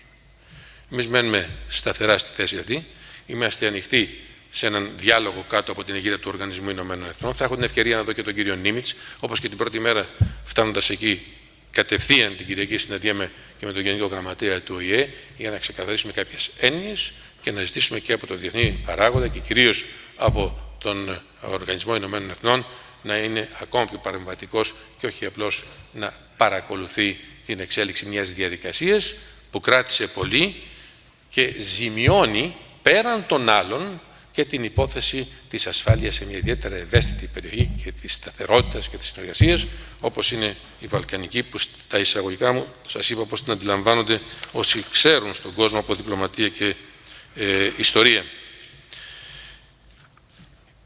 Με την Τουρκία σας είπα πώς έχουν τα πράγματα. Συνεχίζουμε και τις διερευνητικές. Και αν θέλετε την άποψή μου, κακώς είχαν σταματήσει. Μία ακόμα απόδειξη ότι η εξωτερική πολιτική δεν είχε ποτέ διάρκεια, αντοχή στο χρόνο. Ο κύριος Αποστολίδης από δικής μας πλευράς είναι ο πρέσβης, έμπειρος και ικανός κατά γενική νομολογία, που πλέον, ήδη έχουμε έρθει σε επικοινωνία μαζί του, θα συνεχίσει αυτές τις διερευνητικές. Το πλαίσιο με στο οποίο κινείται είναι αυτό που γνωρίζετε και που είναι ξεκάθαρη θέση της ελληνικής εξωτερικής πολιτικής. Θέλουμε να πιστεύουμε ότι κάπως αλλάζει το κλίμα έτσι ώστε να φέρει και αποτέλεσμα. Σε λίγες μέρες, σε λίγες εβδομάδες θα είναι εδώ ο κύριος Νταβούτογλου. Έχουμε πολλά να πούμε με τον κύριο Νταβούτογλου. Εξάλλου, πριν από 3 μήνες είχαμε μία συμπτωματική συνάντηση, αλλά αρκετά ενδιαφέρουσα συζήτηση, όταν πήγα να εκπροσωπήσω τον Πρωθυπουργό στην Σύνοδο Κορυφής του ΟΑΣΕΠ στην Κωνσταντινούπολη. Καλό το κλίμα, εύχομαι να είναι το ίδιο καλό και στις συζητήσεις που θα συνεχίσουν εδώ και θα κορυφωθούν, όπως είπαμε, με το G2G, όπως λέμε, την Σύνοδο Κορυφής που θα γίνει αυτή τη φορά στην Τουρκία, την διακυβερνητική. Μας ενοχλούν, και δεν θα τα αφήσουμε αναπάντητα αυτά, φαινόμενα σαν και αυτά τα τελευταία, που μπορεί να προέρχονται από κάποιους που έχουν δημόσια ιδιότητα, αλλά σίγουρα δεν μπορεί να εκφράζουν την επίσημη θέση της Τουρκίας, σαν αυτές τις δηλώσεις που έκανε ο βουλευτής κ. Μποζντάρ στην Θράκη. Αφήνοντας να εννοηθεί ότι αμφισβητείται με ένα μεγάλο κομμάτι της κυριαρχίας της χώρας μας στο Αιγαίο. Λοιπόν, κύριε Κουίκ, θα σας το πω ευθέως όπως το νιώθω. Άμα σε κάθε τέτοιο περίεργο τύπο βγαίνει μια χώρα για να απαντήσει, μικραίνει το μέγεθος της αξίας που δίνει στα γεγονότα. Τέτοιοι είναι πολλοί. Αυτόν τον διαβάσαμε. Καθημερινά τέτοιοι κύκλοι λένε διάφορα πράγματα τα οποία άλλοτε εννοούν, άλλοτε τα εντάσσουν στην λαϊκιστική πολιτική στη χώρα τους. Το θέμα είναι τι κάνουμε εμείς. Λοιπόν, το μήνυμα είναι ξεκάθαρο προς πάσα κατεύθυνση. Δεν υπάρχουν για μας γκρίζες ζώνες. Είναι έξω από κάθε δημόσια συζήτηση. Αν αρχίζουμε να απαντάμε σε όλους αυτούς τους τύπους, τότε είναι σαν να αναγνωρίζουμε ως θέμα συνομιλίες την ύπαρξή τους. Το θέμα είναι τι ξέρει η επίσημη τουρκική εξωτερική πολιτική. Λοιπόν, σας διαβεβαιώνω ότι αυτά είναι ξεκάθαρα, δεν επιδέχονται ούτε συζήτηση ούτε παρεμηνία. Το τι μπορεί να λέει ο καθένας στο εσωτερικό της χώρας του για εσωτερική κατανάλωση δεν μπορεί να οδηγεί εμάς στο να αντιδρούμε αψυχολόγητα. Κάποτε σε αυτή την αίθουσα, με άλλη ιδιότητα, είχα πει ότι η εξωτερική πολιτική της Ελλάδος ορίζεται ως μια σειρά αντιδράσεων σε πρωτοβουλίες άλλων. Κακό και αυτό. Πολλό δε μάλλον στην όποια πρωτοβουλία του οποιοδήποτε που σήμερα είναι στην Τουρκική Βουλή, αύριο δεν είναι. Αν θέλει να αποκτήσει ύπαρξη μέσα από τον εθνικισμό, Θα βρει τις πόρτες τις δικές μας κλειστές και δεν θα αργήσει η μέρα που θα βρει και τις πόρτες της τουρκικής κοινωνίας κλειστές. Αυτός είναι ο λόγος. Από εκεί πέρα και η δική μας...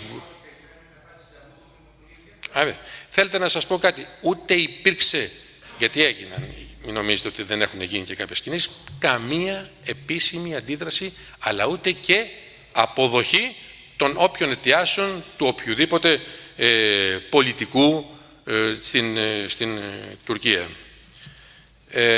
Η Ελλάδα τηρεί με συνέπεια τις υποχρεώσεις που απορρέουν σε ό,τι αφορά την μειονότητα, και αναφέρομαι στην Θράκη, που ό,τι πληροφορήθηκα κάνατε μια περιοδία πρόσφατα, αλλά και τους συναφείς διεθνείς κανόνες απέναντι στην μουσουλμανική εκεί μειονότητα, εφαρμόζοντας πολιτική πλήρους ισονομίας και ισοπολιτείας, και βέβαια χωρίς λογικές αμοιβαιότητες και με απόλυτο σεβασμό στα δικαιώματα και τις θρησκευτικές ιδιαιτερότητες των μουσουλμάνων συμπατριωτών μας στο θρήσκευμά τους.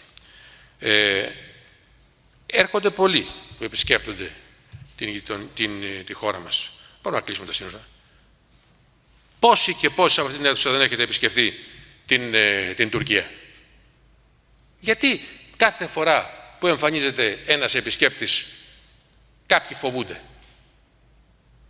Έλληνες πολιτικοί, υπουργοί, πρωθυπουργοί, βουλευτές, κατ' επανάληψη πηγαίνουν στην Τουρκία, επισκέπτονται το Πατριαρχείο. Πρέπει να τα βλέπουμε αυτά με φοβικό μάτι. Το τι λένε και τι κάνουν έχει σημασία. Αλλά εκείνο που μας ενδιαφέρει είναι η δραστηριότητα παρακρατικών οργανώσεων στην ευρύτερη περιοχή της Θράκης. Εκεί έχουν γνώση οι φύλακες. Εσείς ο ίδιος μου είπατε πόσο ικανοποιημένος είσαστε, μάλλον υπήρξατε εκεί, από την ενημέρωση που σας έκανε ο υπεύθυνος του Γραφείου Πολιτικών Υποθέσεων της περιοχής. Πρέπει να γνωρίζετε όλοι οι συνάδελφοι ότι η πολιτική μας εκεί είναι πολιτική εσωτερική. Θα συμφωνήσω με την παρατήρηση που έκανε ο συνάδελφός μας. Δεν έχει κανένα λόγο να πάει Έλληνας υπουργός εξωτερικών στη Θράκη. Δεν είναι εξωτερική η υπόθεση της Θράκης, είναι καθαρά εσωτερική. Να πάει ο υπουργός εξωτερικών, να πάει ο υπουργός υγείας, πάει ο υπουργός που έχει να κάνει με θέματα ισοπολιτείας και ισονομίας, όχι για να κάνει εξαγγελίες, για να επιβεβαιώσει αυτό για το οποίο πρέπει να είναι υπερήφανη η Ελλάδα, ότι την μειονότητα την περιθάλπτει, τη φροντίζει σαν ένα απόσπαστο κομμάτι του ελληνικού πληθυσμού, του ελληνικού λαού. Κυρίες και κύριοι συνάδελφοι, είναι πολύ ευαίσθητη η υπόθεση της εξωτερικής πολιτικής και δεν πρέπει να παρασυρώμαστε είτε από το θυμικό μας, είτε από τα φοβικά μας. Έτσι αντιλαμβανόμαστε εμείς το Υπουργείο. Και γι' αυτό το λόγο πιστεύουμε ότι είναι πολύ σημαντικές αυτές οι συναντήσεις και οι ενημερώσεις, γιατί μας οδηγούν σε κοινή πορεία πλεύσης. Η κοινοβουλευτική διπλωματία, στην οποία δεν ξέρω, δεν θυμάμαι ποιος συνάδελφος αναφέρθηκε, νομίζω κ. Καμένος, είναι πάρα πολύ σημαντική. Και θα έπρεπε να ενεργοποιηθεί ακόμα περισσότερο. Το Υπουργείο Εξωτερικών την στηρίζει πλήρως σε μια εναλλακτική μορφή διπλωματίας, διότι η καλύτερη γνωριμία ανάμεσα σε βουλευτές των κοινοβουλίων όλων των χωρών συμβάλλει σε ένα μεγάλο βαθμό και στην καλύτερη κατανόηση της πραγματικότητας, όπως ενδεχομένως την βλέπουν και οι άλλοι. Όχι μονάχα είμαστε θειασότες, αλλά και έτοιμοι, κύριε Πρόεδρε, να βοηθήσουμε στον βαθμό που και η Επιτροπή αναλάβει τέτοιες πρωτοβουλίες. Εγώ θα σας ενθάρρυνα να προχωρήσετε ακόμα και σε πρωτοβουλίες κοινοβουλευτικής διπλωματίας με όλες τις γειτονικές χώρες. Δεν έχετε τίποτα να αποβηθείτε και βεβαίως το Υπουργείο Εξωτερικών θα είναι αρρωγός για μια πλήρη και καλύτερη ενημέρωση. Κύριε Ζαπάς, νομίζω και άλλοι συνάδελφοι έθεσαν το θέμα της θέσεως της Ελλάδος για τη Συρία και το καθεστώς Άσαντ. Μην γελιόμαστε. Το καθεστώς έχει χάσει κάθε νομιμοποίηση. Είναι σε απόγνωση, βομβαρδίζει πλέον κατοικημένες περιοχές. Κύριε Παφίλη, να το παραδεχθούμε αυτό. Εγώ δεν μπορώ να σας επιβεβαιώσω αυτό που είπατε, αλλά πάει πολύ μακριά η φαντασία μου για να πω ότι είναι προβοκάτσια αυτά που γίνονται εκεί. Ναι. Βεβαίως. Με βοηθάτε με αυτό που λέτε. Ομάδες, υπάρχει μεγάλο πρόβλημα, αλλά θα σου πω κάτι. Ακόμα εμείς δεν ξέρουμε ποιος είναι ο συνομιλητής μας από τις δημοκρατικές δυνάμεις. Το έβαλα εντός εισαγωγικών. Το έβαλα. Ναι, και εκεί. Παρόλα αυτά, όχι βέβαια, μα για όνομα του Θεού. Δεν μπορείτε ούτε εσείς, ούτε εμείς, ούτε κανένας, ούτε ο ΟΗΕ να ανιχνεύσει την κατάσταση εκεί. Είναι συγκεκριμένη. Στεκόμαστε όμως σε μια βασική αρχή. Τώρα κύριε Παφίλη, αν θέλετε να πιούμε κανένα καφέ μετά να τα συζητήσουμε, αλλά με επιτρέπετε. Ναι, εγώ δεν σας το λέω πρώτος, αλλά από εκεί και πέρα δεν σημαίνει ότι δεν πρέπει εμείς ως στάση αρχής να είμαστε υπέρ του να οδηγηθεί αυτή η χώρα στον εκδημοκρατισμό. Ο ίδιος ο λαός. Ναι, ο λαός όμως αυτή τη στιγμή δίνει μια μάχη. Και θύματα αυτής της διαδικασίας που είναι σε εξέλιξη είναι αθώοι πολίτες. Δεν πρέπει να πάρουμε θέση. Δεν πρέπει εμείς να ακολουθήσουμε τις κατευθύνσεις που χαράζονται και στις οποίες συμμετέχουμε η Ευρωπαϊκή Ένωση. Θέλω να πω ότι εμείς οφείλαμε και πήραμε θέση ξεκάθαρη στο θέμα αυτό. Προτεραιότητά μας, όπως είναι φυσικό, να σταθούμε κοντά στους Ελληνοορθόδοξους της Συρίας, οι οποίοι ήδη έχουν πολλά θύματα. Γνωρίζετε ότι είχα προσωπική επικοινωνία με τον Πατριάρχη Αντιοχίας. Έχουμε θέσει στην υπηρεσία των Ελληνοορθόδοξων όλες μας τις δυνάμεις και περιμένουμε να μας πούν πώς την αντιλαμβάνονται. Πείτε μου εσείς ποιος σκοτώνει. Μα βλέπετε λοιπόν. Όχι, τότε γιατί κάνετε την ερώτηση. Κοιτάξτε, ρητορικές ερωτήσεις σε μια ειλικρινή κουβέντα νομίζω αποδυναμώνουν την κουβέντα μας. Ναι. Εν πάση περιπτώσει, για την πειρατεία στην οποία αναφέρθηκε νομίζω και ο κύριος Βορύδης, είναι ένα μεγάλο σημαντικό θέμα. Άκουσα κάτι ή εγώ δεν άκουσα κάτι. Είχαμε φαινόμενα πειρατείας στη Μεσόγειο. Ναι, δεν το γνωρίζω. Ξέρω ότι έχουμε στη Σομαλία και τον καιρό που είσαστε κι εσείς υπουργός και είχατε ιδιαίτερα δραστηριοποιηθεί στο θέμα, έχουμε ήδη ένα ολοκληρωμένο σχέδιο για τη στήριξη της ελληνικής ναυτιλίας. Μάλιστα πρέπει να σας πω ότι σύντομα η κυβέρνηση δεν μου πέφτει λόγο σε αυτό, γιατί τότε με την προγενέστερη ιδιότητά μου είχαμε καταθέσει κάποιες προτάσεις, τις οποίες αυτή τη στιγμή επιμελούνται τα αρμόδια υπουργεία, για να μπορέσει η χώρα μας εκεί να πρωτοστατήσει. Έχει τις δυνατότητες, έχει τα μέσα, έχει την εμπειρία, έχει και τα συμφέροντα κυρίως της ελληνικής ναυτιλίας. Συνεχής επαφής με τον ΟΗΕ. Τα τελευταία 10 χρόνια η Ελλάδα μετήχε στις περιπολίες, όπως γνωρίζετε, αστυνόμευσης της περιοχής της Σομαλίας και με πολύ καλά αποτελέσματα. Πρόκειται βέβαια για ένα θέμα που μας ξεπερνάει. Είναι παγκόσμιο ενδιαφέροντος και βεβαίως προϋπόθεση είναι η διεθνής συνεργασία. Για την ένταση τώρα. Νομίζω η κυρία Δούρ και ο κύριος Βορύδης αναφέρθηκαν στην ένταση ανάμεσα στο Ιράν και το Ισραήλ. Κοιτάξτε, το πυρηνικό πρόγραμμα του Ιράν, όπως γνωρίζετε, είναι και αυτό θέμα παγκοσμίου ενδιαφέροντος και δεν αφορά μονάχα σε μια χώρα. Η ενίσχυση της συνθήκης μη διασποράς είναι ζωτική σημασία για όλες τις χώρες και για όλες τις περιοχές. Εμείς επιδιώκουμε την οριστική λύση του ζητήματος μέσω ουσιαστικών, ειλικρινών και καλόπιστων, αν αυτός ο όρος μπορεί να υπάρξει στην εξωτερική πολιτική διαπραγματεύσεων, σύμφωνα με τις αποφάσεις πάντα του Συμβουλίου Ασφαλείας και της Διεθνούς Επιτροπής Ατομικής Ενέργειας. Δεν θεωρούμε, κύριε Παφίλη, δεν θεωρούμε, μα δεν είπατε για μένα τίποτα, εγώ λέω για σας. Δεν θεωρούμε λοιπόν ότι υπάρχει στρατιωτική λύση στο ζήτημα. Κοντά πάμε, μην αντιδράτε αυτό που πάω. Κύριε Παφίλη, δεν μας έχετε συνηθίσει σε διακοπές τέτοιες. Δεν πειράζει. Εμένα δεν με ενοχλεί, κύριε Πρόεδρε, τη διαδικασία ίσως. Συνεπώς η χώρα μας εφαρμόζει, όπως είναι υποχρεωμένη εξάλλου, με βάση τις διεθνείς υποχρεώσεις, την πολιτική της, ας την αποκαλέσουμε, διτής προσέγγισης της Ευρωπαϊκής Ένωσης, δηλαδή, την μέσω κυρώσεων, άσκηση πιέσεων, προκειμένου να εξευρεθεί η οριστική επίλυση του ζητήματος μέσω διαπραγματεύσεων.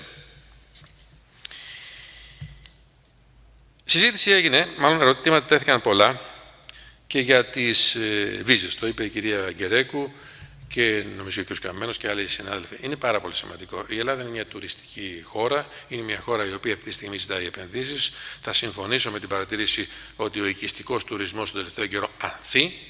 ιδίως στη Βόρεια Ελλάδα, αλλά όχι μόνο στη Βόρεια Ελλάδα.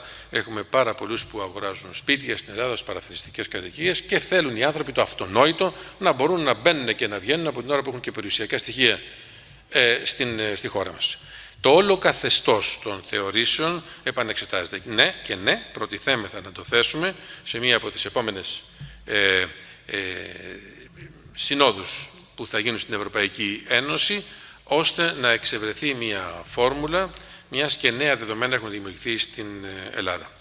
Και με τη Ρωσία, αλλά και με άλλες γειτονικές χώρες.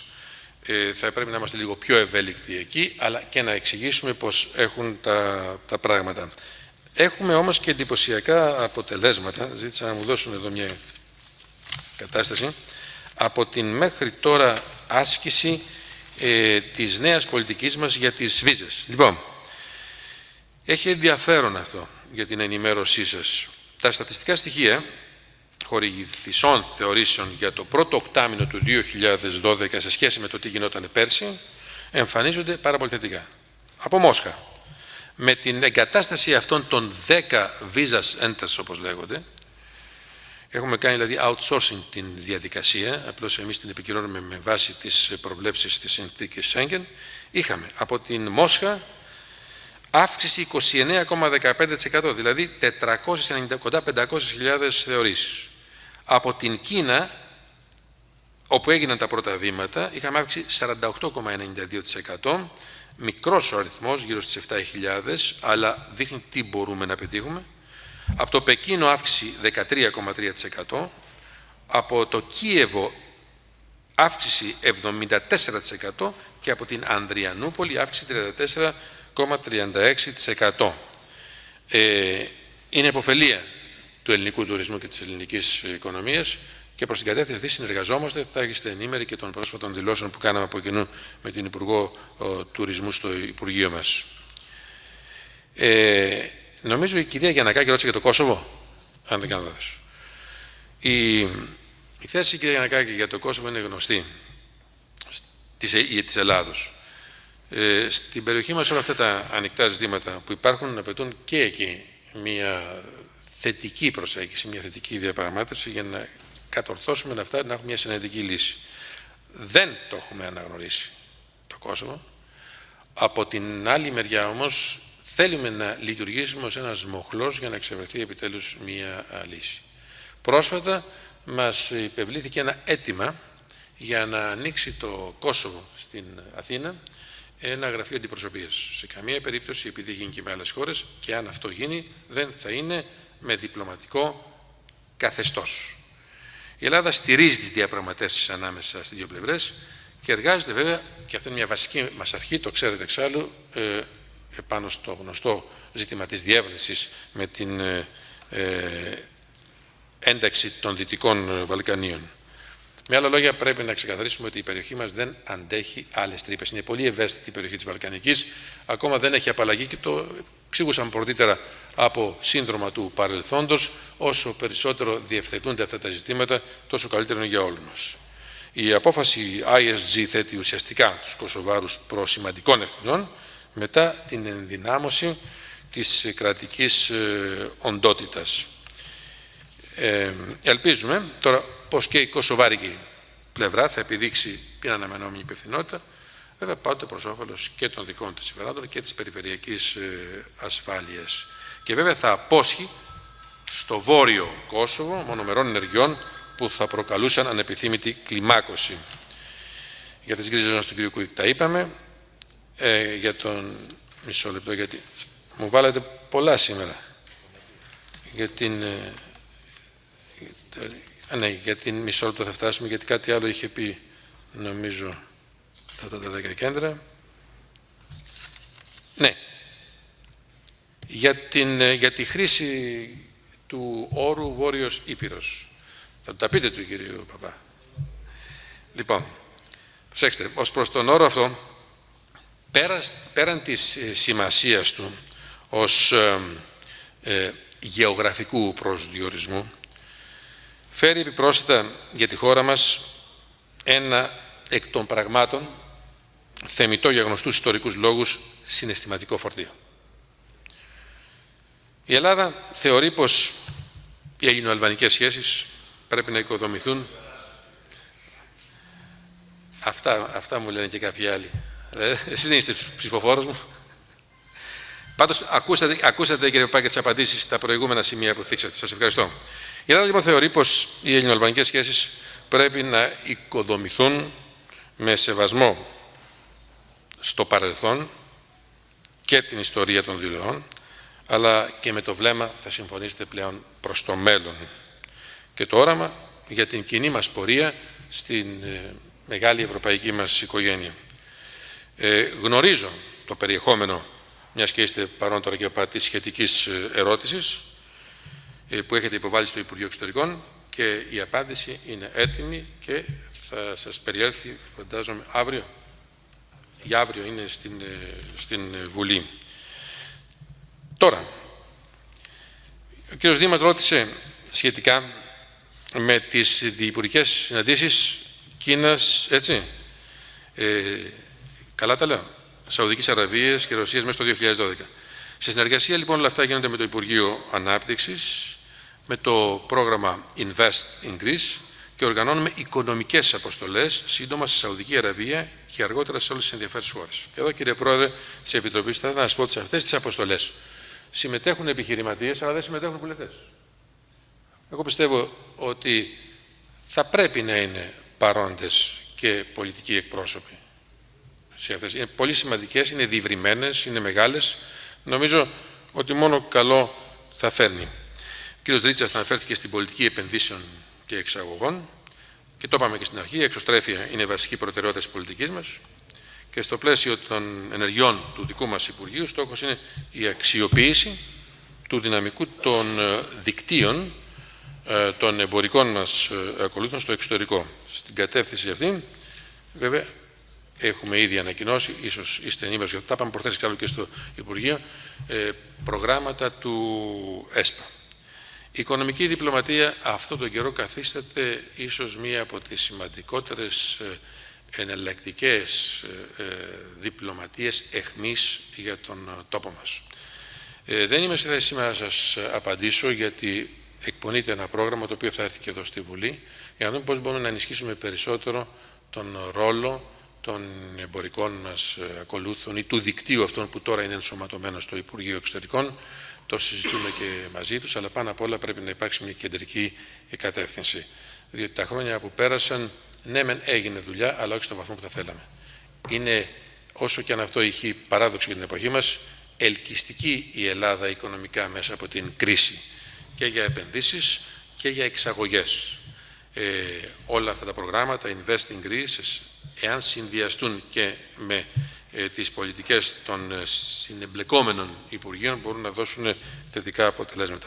Αξίζει να σημειώσουμε ότι μόνο το πρώτο εξάμηνο του 2012 η αύξηση των εξαγωγών πλησίασε το 7,1%, ιδιαίτερα ενθαρρυντικό, που αναλογούσε σε κοντά 8,4 δισεκατομμύρια. Δεν ξέρω αν άφησα κάτι αναπάντητο. Για την Ζουράφα τα είπε ο κύριος Κουίκ και το επεσήμανε και απάντησε, οπότε δεν χρειάζεται να πω τίποτα παραπάνω. Τόσο διπλωματικά όσο και επιχειρησιακά γίνονται όλα εκείνα που πρέπει να γίνουν για να μην υπάρχει κανένα ζήτημα εκεί. Αυτά σε γενικές γραμμές με βάση τις ερωτήσεις που τέθηκαν. Πριν κλείσω, και αφού σας ευχαριστήσω και πάλι, θέλω να σας πω ότι εδώ θα είμαστε πυκνά συχνά να τα λέμε. Μην διστάζετε, κύριε Πρόεδρε, εφόσον η Επιτροπή το θέλει, να μας καλείτε για ενημέρωση, όπως θα ήθελα για μία ακόμα φορά να πω κάτι που ήδη έχει ξεκινήσει, ότι όλες οι πολιτικές δυνάμεις είναι ευπρόσδεκτες στο Υπουργείο. Ήδη έχει έλθει και ο ΣΥΡΙΖΑ και οι ανεξάρτητοι Έλληνες και η Δημοκρατική Αριστερά, γιατί όχι και τα άλλα πολιτικά κόμματα, για μία πιο εξειδικευμένη, πιο λεπτομερή ενημέρωση. Διότι αντιλαμβάνεστε, δεν χρειάζεται να σας το πω, εδώ θα έχετε πλήρη και ειλικρινή ενημέρωση, αλλά και κάποια πράγματα από εκείνα που πρέπει να προστατεύουμε ως Έλληνες πάνω απ' όλα και ως πατριώτες, μπορούμε να τα συζητάμε, εφόσον και εσείς το θέλετε, στο Υπουργείο μας. Και πάλι σας ευχαριστώ για τη σημερινή συνεργασία και είμαστε πάντοτε στη διάθεσή σας και Τελειώνοντας, αυτό που είπα προτέρω, επαναλαμβάνω, μην διστάζετε να μας καταθέτετε πέραν από τις ερωτήσεις και τις ερωτήσεις και την θεμιτή κριτική στην κυβερνητική πολιτική και τις ιδέες και τις σκέψεις σας, γιατί αυτό που μας ενώνει είναι η αγάπη για τον τόπο και τίποτα παραπάνω. Σας ευχαριστώ πολύ. Ευχαριστούμε, κύριε Υπουργέ.